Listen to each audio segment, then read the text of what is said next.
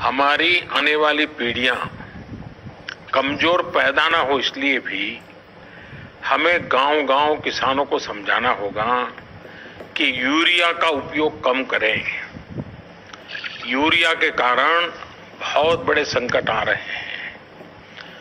Urea से हमारी मिट्टी, हमारे जल, उस पर बहुत विपरीत असर होता है। और इसलिए पल्लवी जी, आप जैसे प्रधान गांव वालों को समझाए कि भाई अब गांव में पहले अगर 10 थैली आता था यूरिया तो अब 5 थैली आएगा, पहले 100 थैली आता था तो 50 थैली आएगा, हम आधा कर देंगे। आप देखिए पैसा भी बचेगा और ये हमारी धरती माता भी बचेगी। तो मैं चाहूंगा कि जब पंजाब के किसानों से बात हो रही है और पल्लवी जैसे प्रधान से बात हो रही है, तो मुझे पक्का विश्वास है कि आप ये काम करोगी और मेरी तरफ से आपको बहुत बधाई, बहुत शुभकामनाएं।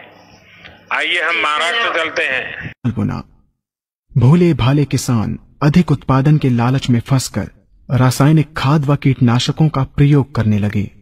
बैलों की जगह ट्रैक्टर से जुताई होने लगी। शुरुआत में कम रासायनिक खादों के प्रयोग से अधिक उत्पादन हुआ। धीरे धीरे रासायनिक खादों के प्रयोग के कारण भूमि की उर्वरा शक्ति क्षीण होने लगी, जिसकी वजह से उत्पादन घटने लगा तथा फसलें कमजोर होने लगी। फसलों के कमजोर होने के कारण उनमें रोग व कीट लगने लगे। रोग व कीटों से फसल की सुरक्षा के लिए और अधिक कीटनाशकों का प्रयोग होने लगा। एक तरफ ज्यादा उत्पादन के लिए अधिक रासायनिक खादों का प्रयोग होने लगा, वहीं दूसरी तरफ फसलों को रोग व कीटों से बचाने के लिए अधिक विषाक्त कीटनाशकों का प्रयोग बढ़ गया, जिसके कारण उत्पादन लागत बढ़ी और किसान को लाभ कम होने लगा, बल्कि छोटे किसान कर्ज में डूबने लगे। धीरे धीरे भूमि की उर्वरा शक्ति क्षीण होने से भूमि बंजर होने लगी। रासायनिक खाद व कीटनाशकों के कारण खाद्यान्न भी विषाक्त हो गए तथा जलवायु भी प्रदूषित हो गई, जिसके कारण मानव, पशु पक्षियों के स्वास्थ्य पर प्रतिकूल प्रभाव पड़ा, जिसका परिणाम आपके सामने है। मानव स्वास्थ्य पर रासायनिक खादों के पड़ने वाले प्रभाव को आप ऐसे समझें।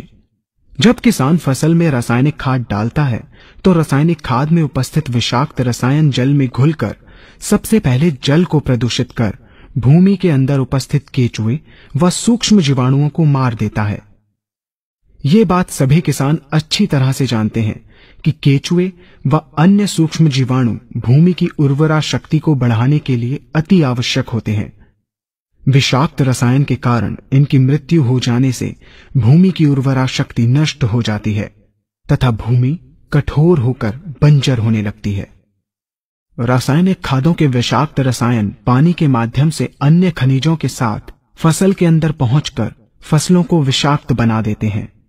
बाद में जब खाद्यान्न के रूप में मनुष्य या अन्य पशु इन्हें खाते हैं तो ये विषाक्त रसायन मानव स्वास्थ्य पर बहुत ही बुरा प्रभाव डालते हैं तथा मनुष्य के अंदर तरह तरह के रोग उत्पन्न करते हैं।